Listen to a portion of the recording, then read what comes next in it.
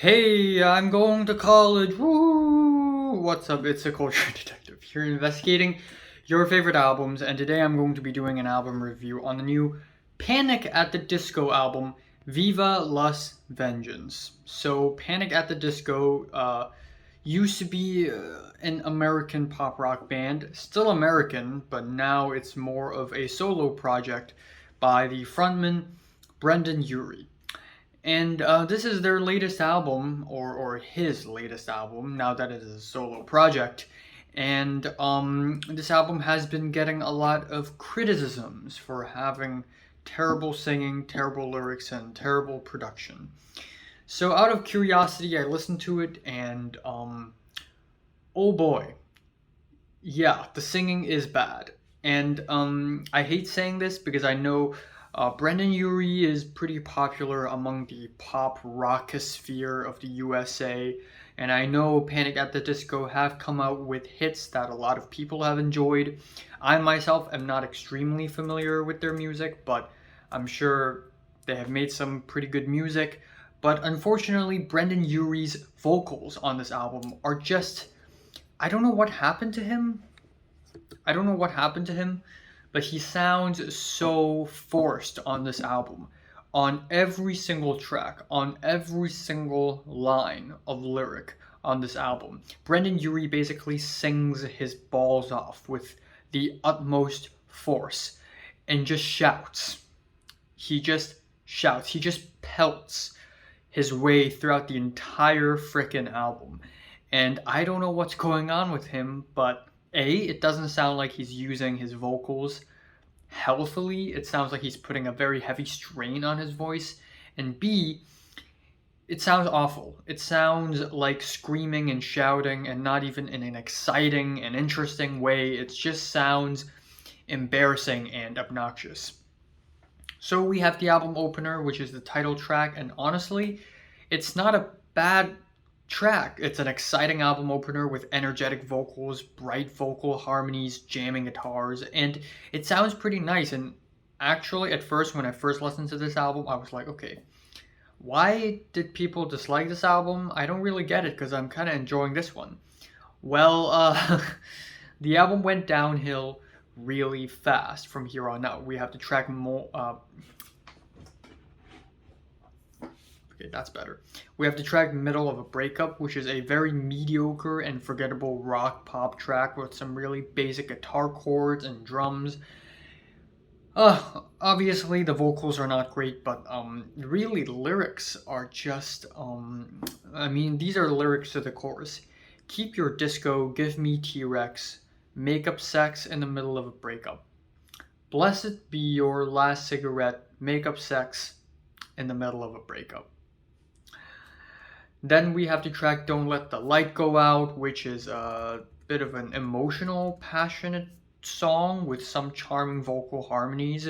And I also like the lyrics where Brendan Urie talks about how you're the only one who can operate my heavy machinery. It's a really nice and endearing way to write a love song. I wouldn't say instrumentally it's that bad or anything, but certainly not that great of a track either.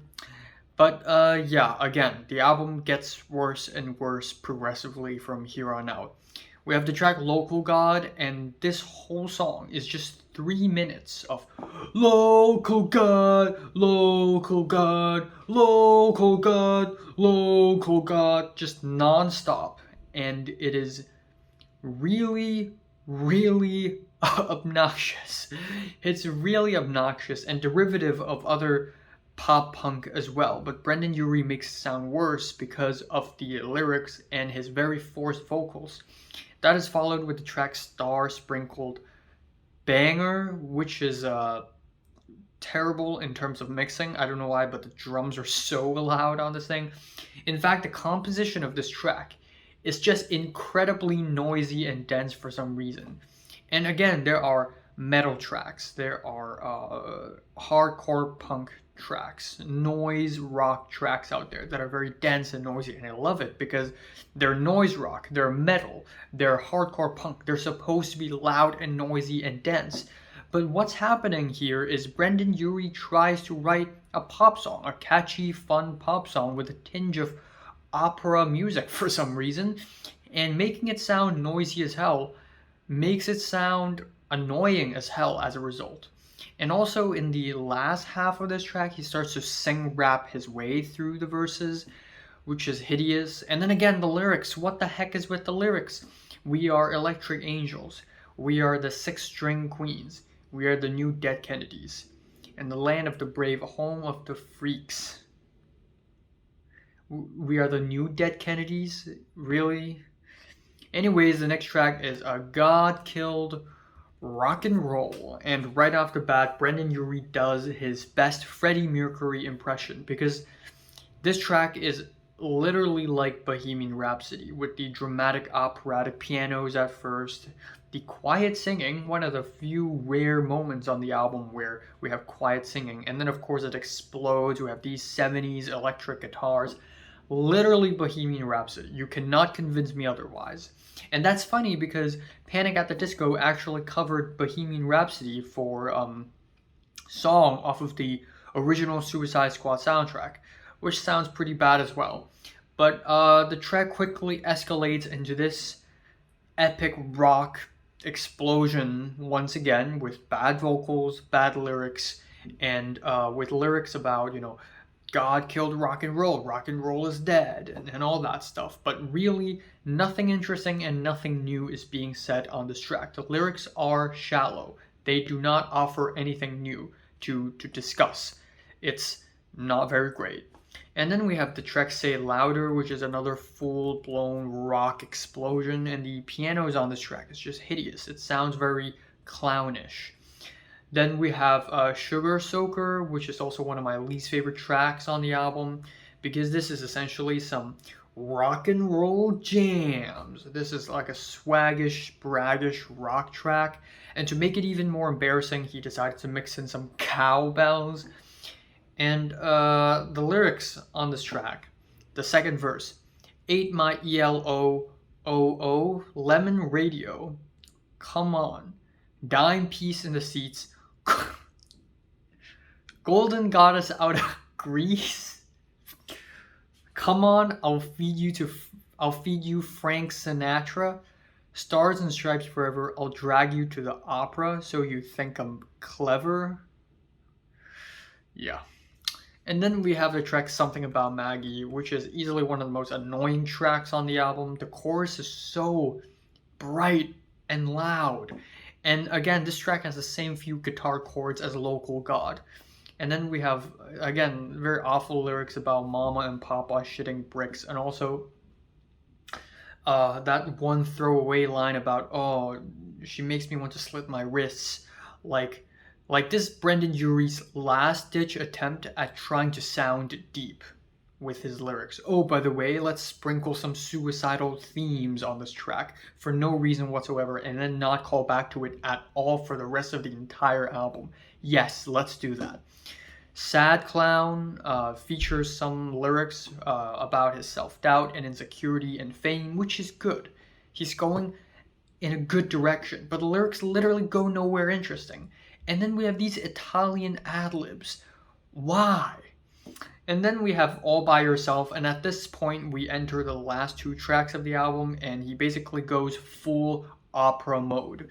Because on this track, it's this really dramatic climax with these dramatic sad pianos and the chorus, all by yourself, all by yourself.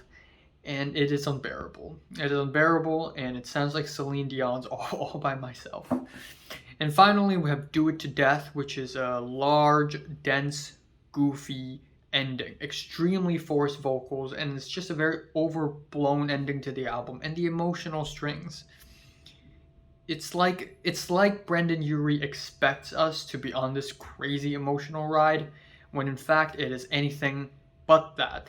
So when the emotional strings came on, it just sounds silly. So yeah, overall, this is not a very good album, and not a very good vocalist, I'd say. Not singing, not very great. Lyrics, not good, and this is definitely not a very good album at all. My favorite track here is the album opener. My least favorite is